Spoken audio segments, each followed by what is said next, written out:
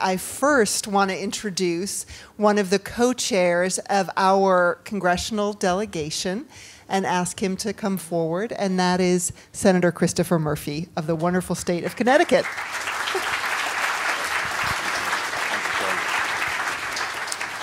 Well, thank you very much, Karen. Thank you all for having me here. We have a good U.S. delegation. You got to hear from Senator Sessions, my good friend, and Representative Issa yesterday, and I'm pleased to just be able to offer a few brief welcoming remarks from the U.S. delegation. I think about how much has changed in the brief period of time that I've been in the United States Congress. I got to the House of Representatives in 2007, served 3 terms there, and now I'm United States Senator from Connecticut. When I got to the House of Representatives, the American economy was spilling into an economic meltdown, and there was talk as to whether we were ever going to emerge from what we call the Great Recession.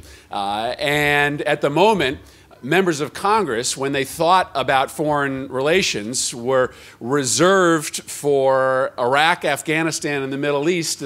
Just wasn't enough space in your brain at that moment to be able to really invest in parts of the world where we weren't at war. And 8 years later, so much has changed. The American economy is stronger than ever, more robust job growth than we could have ever imagined, a healthcare system that is on its way to being fixed in just a year and a half. We have taken a 25% chunk out of the people that don't have insurance in our country. Energy independence is a reality, not just a dream for us. And reinvestment in the transatlantic relationship. Members of Congress coming to Europe at a greater pace than at any time since I've been in the Congress. A new European reassurance initiative that's real and will continue. And so just in the period of time that I've been there, I've seen so much change. But the tension that we're having now, and this is the only point that I'll make today, and I know you've been talking about it in various ways over the course of this session, is about what role the United States Congress plays in setting this new direction with respect to foreign policy. For 10 years, I think Congress abdicated its responsibility over the course of the Iraq War to be a co-equal branch with the president. And a lot of critics of President Obama say that, you know, he's not leading in the world in the way that we would like, that he's not asserting American power in the way that we used to.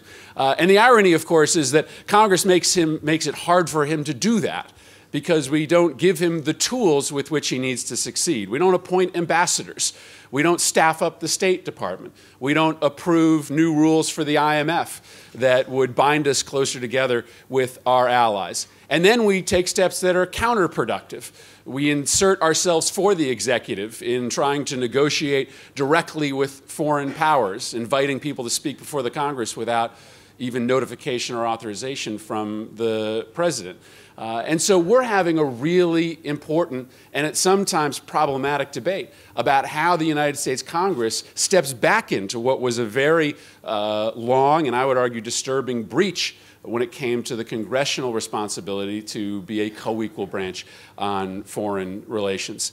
And so this is why these kind of forums are so important, to have members of Congress come here and engage proactively.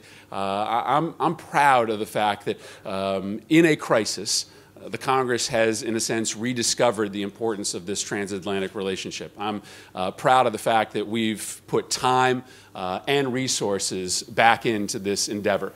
But we have to square that conversation with the space that this president needs with which to lead. And we've got to understand that there's a whole new set of resources that we need to provide him with.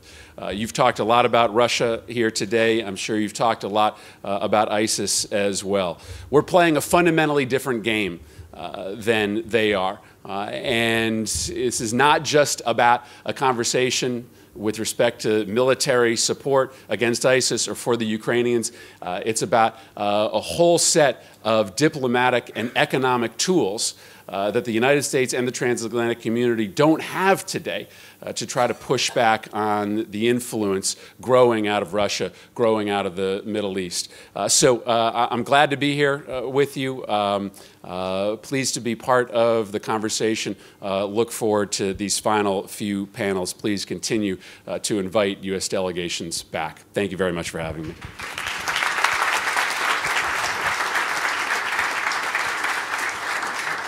Thank you so much, Senator Murphy. That was inspiring, and it's wonderful to have the members of Congress who made the time to make this trip to Brussels here.